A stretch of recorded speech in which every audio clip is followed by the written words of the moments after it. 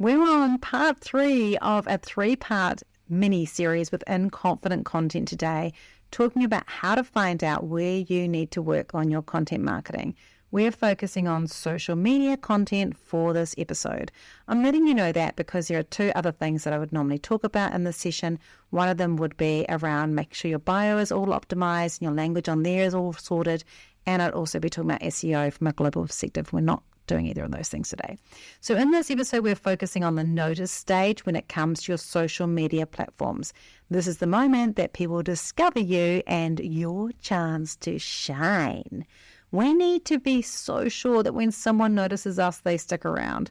That means that our bio does need to be clear and that the rest of our content needs to be a good fit, which we have been covering in the last 2 episodes. We often want to grow an audience as fast as possible, but we're business owners, we're not content creators, and we're here to get more paying customers, so we don't worry about the growth until the structure is sorted out. So this is the last part of our quick content marketing audit, or I would say a look-see, and we're going to do this part last in our content marketing actions as well. In fact, my coaching clients will need to earn the right to start creating this content. They are not allowed to even touch it until they've got the other bits done, and that's how they get their results. So I recommend you that too. We don't have to be in a rush, guys. It's about chipping away and making changes over time. So you might need to listen to this and then park it because you've got other stuff to work on. 100% okay. Just park it and then come back to it again when you've understood it and you're ready and you've done all the other homework. So you can listen today and then come back to it again. There are 3 types of content that we can create at this stage, and you get to choose the type that fits you best. And lucky you also get to choose the format, but we do often suggest video, but it's not always video. Don't have to do video. So get ready to plan for niche domination, because this is the podcast about how to get you noticed. My name is Rachel Klaver and I am the host of Confident Content, and this is episode 6. I'm starting to feel a little bit confident myself around how this is all working. Plus, I think it's the first time I've said confident content without sounding like I'm going to say something else. So we're getting there. I'm really excited about this episode because I love the fact that people can work towards this and helping you understand what this area is for, because people often don't know what sort of content would they do, especially if they're a serious business. So we can talk about that. This is not all about making reels where you're pointing at stuff and dancing around, although you can do that if you want. There is no judgment from me on there. So we're going to talk about what type of content we need to create, the 3 ways that you can go with your content at this stage, and what actions we want people to take from us. Plus, I'm going to give you a few ChatGPT hacks of things that you can do at this stage to help you, because I am all about using ChatGPT if we want to. So one of the things I want to talk about is, first, let's talk about this, is the types of content that we can create here. So we do talk about video quite a bit. So Reels and TikTok short videos and short form video on LinkedIn and YouTube Shorts, short video is great. It doesn't have to be trends. Trends can be really useful here. So you might do like a voiceover, use a trending audio with some images. Those are great.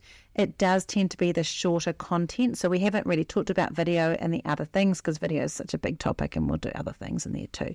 But these are the sort of the anywhere from like a 5 second to a 15, 16 second videos tend to be these ones. We don't tend to go viral on the longer ones. They aren't doing this type of content. So they are quite snappy. They're short. They'll often have text on screen.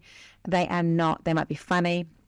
They don't have to be funny. They can be serious. They can be beautiful. They can be gorgeous. They can be video or photograph heavy, but video is a big one here. Trends are a big one here too. We just got a beautiful bit of music from my calendar during that session, if you pick that up. The other thing that you can do on here is memes. And memes are the funny bits of the internet where we use like images and go and have a funny kind of picture and idea. Now, if you want to do memes, a really cool hack to do is tell ChatGPT what you do, your target audience, and the topics you want to focus on, and ask it to come up with 25 memes. And it will come up with a bunch or funny sayings, and you can use them. And I normally find from 25, you might get 12 to 15 that are good enough.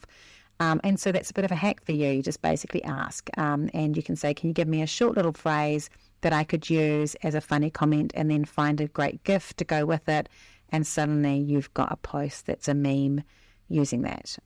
So you could have something like when social media strategists say such and such, or, I don't know, something funny. I can't think of anything. I am not unnaturally, I can tell jokes and I have things that make people laugh when I'm talking in my presentations, but doing off-the-cuff funny stuff is not my strength. So I would really regret even going down that path. Another thing that you can do here is share simple hacks. So we talked in the previous one around, how-to content, but this is a great place to put quick hacks. You can do videos of your hacks and show really quick ideas. One of my favorite ones to do in here is to draw a diagram and then quickly describe it and have the diagram behind you. Using green screens at the back for videos is very good for these as well. They're very shareable. Or it might be sharing some beginner tips and ideas that really kind of reach stuff, or just funny way out stuff. So these are the type of stuff we can do. You can do videos, you can do memes, you can do little static posts with a little funny comment on them. You can do simple hacks, which could be a video or a photo-based hack, or you can share really quick, informational stuff that's beginner stuff, but clever beginner stuff that would then they'd come and then they go, wow, this is actually quite deep. The content on here is really good. I'm going to watch more of it. So it's all about getting quick things that will spread out far on the algorithm that you're on. And our goal is to get as much reach as possible. That's what Notice is for. So we do have to play by the rules of the algorithm of whichever algorithm that we're on, and we'll do another session just on those algorithms with different places. But you do have to follow that. But video across the board is worked that way. If you're doing a regular Reels, probably the algorithm on Instagram, I seem to notice, pushes out once to twice a week. They'll push one out further. So just learning, you could just do one of these once a week. In terms of how much time you do to these, if everything else is working, 30% of your content can be noticed. So that would be for 3 posts a week. You do 1 post a week that's noticed. If you're doing 5 posts a week, then that means that 3 posts a fortnight is noticed. Okay. But if all that other stuff isn't working yet, you take the noticed out and you fill up your content with everything else and get that sorted out first, and then either add the noticed in as an extra post a week, or you pull back on some of the other stuff to put noticed content in there. And so you cannot have this at all if you want to for a while you're sorting everything else out. I would recommend that, to be honest. I like to have this as a reward when you've got everything else sorted, if you're my client. All right, so there's 3 different options of types of content we can put in here. The first one is relatable content. So that's where you can do funny things that are, humor, goofing around, but it can also be sharing things that are common things. So I could do something like, I told the story, for example, of how I drove to work with my phone on the roof of my car. That's a great piece of content because it's funny and it's relatable. But I could also do something where I've got a video. I did one that worked really well, which was ADHD tax number 759, and it was leaving your phone cord in Hamilton when you live in Auckland. That sort of thing is shareable to the ADHD people that I also have, and it pulls them out and they attract to that, and then they go, come to my page, she's a marketing coach with ADHD, I can connect with her and I want to connect with her. But they'd read my content to decide that. So not everyone that has read it and liked it who's got ADHD is going to do that, because my content on the page is going to filter them. That's the key with the noticed to connected stage. They become connected to us when they choose to follow us. But this content here is really broad, and I often say it's going out to our mass audience. So when we talk about different audience sizes, which we haven't done anything about yet, our yours content is our niche, real niche target audience content, and so is our nurtured audience. Our connected audience is our mid audience. It's people that may not work with us but do like us, plus people that work with us and they're kind of in there, and it's kind of our mid one, so it's a bit broader. And then our reach content, our notice content, that's all content that covers off and looks after our mass audience. So you can go a bit broader than what you do. So for example, if you're a stylist, you might talk about seasonal stuff, or you might talk about, I don't know what else you do as a stylist, shopping habits or something, or skincare, it could be broader. If you are a coach that's helping people working with returning to work or something like that, you might just do one around like hacks for mums, full stop. So that's like a broader range of things. So you can go quite broad on your noticed content, and then the right people filter through and then choose to follow you. So we want to get that reach. We don't want to stay too specific to our niche in the space, but it has to be related to our niche. So the first one is relatable content. So that could be one. That's probably the one that I choose. That's the one I like the most. Plus, I'm goofy, so sometimes I wear costumes, which I don't know how is relatable to that many people, but I like dressing up as a spider or a goat and fooling around and talking. So I might do that. I did a cat in the hat series once, and that was quite popular. So, so relatable content. You could do inspirational content. So I'm not really that person. I talk too fast. But, you could do things like, today is a great day to just get up and go. And it could be on a beautiful, sunrise picture, and gorgeous with beautiful wave sounds. Or it could just be like a gorgeous Canva image with a spontaneous, amazing, inspirational shot. I'm not this person. I love these things. I definitely like other people doing them for me, but they are not naturally for me. But you could do inspirational content. They will because it's about getting reach, like that side, but it's also getting shares, and that's the stuff people save and people share it. Or it could be controversial content, stating a strong opinion and then allowing the algorithm to find your people. It will also find people that are not your people, but that's okay. That's the 3 types of content that work really well. Controversial works really well on LinkedIn, by the way, stating strong opinions. So that works really well, but so does relatable and inspirational. My fallback is relatable, but none of them are better than the others. It's just about finding the one that you want to have.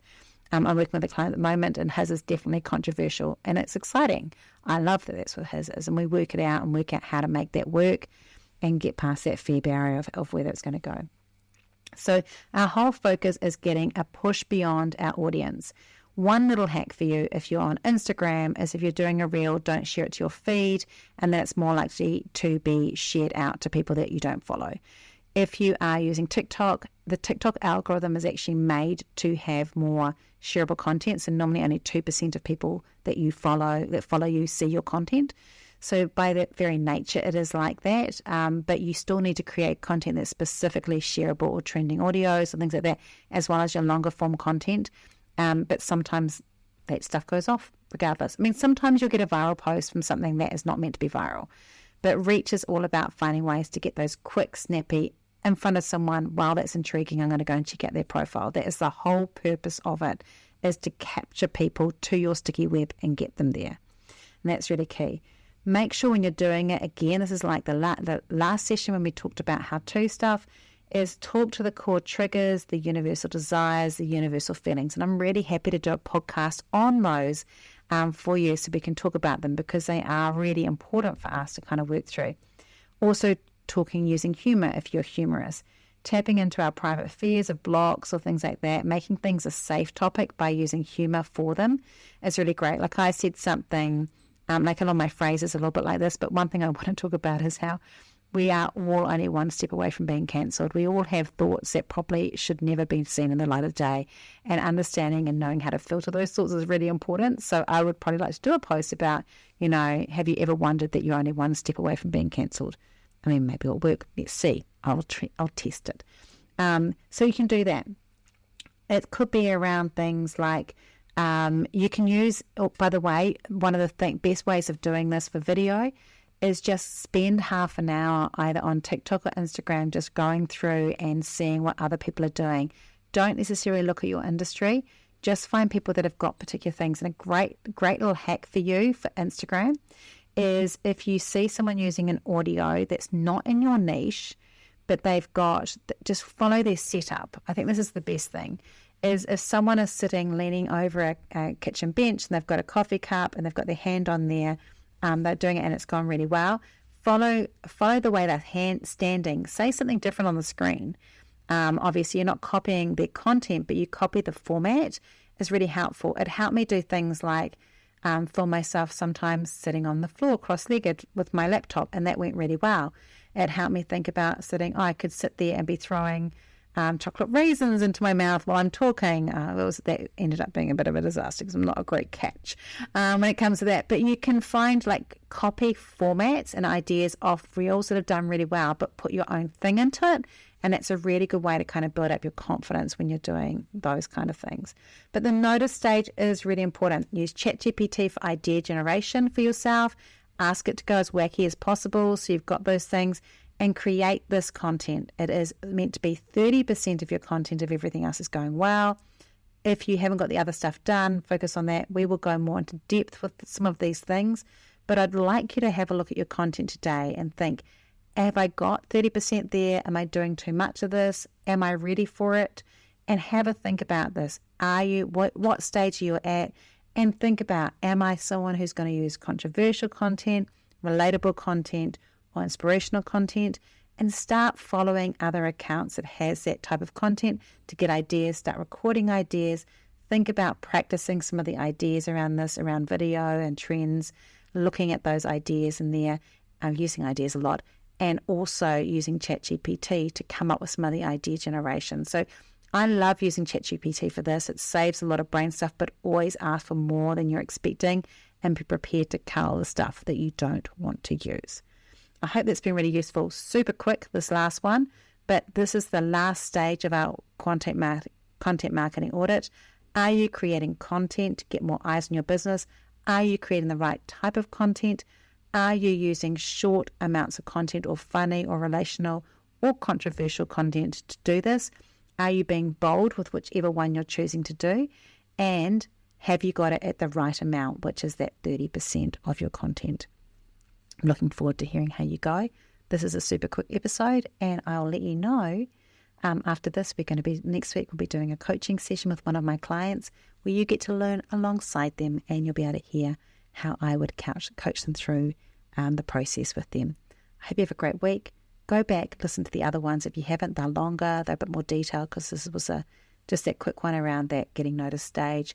I do very open to hearing if you've got something you really like me to talk about and go in depth with. We've glossed over stuff today that I'd like to come back and talk about more in depth.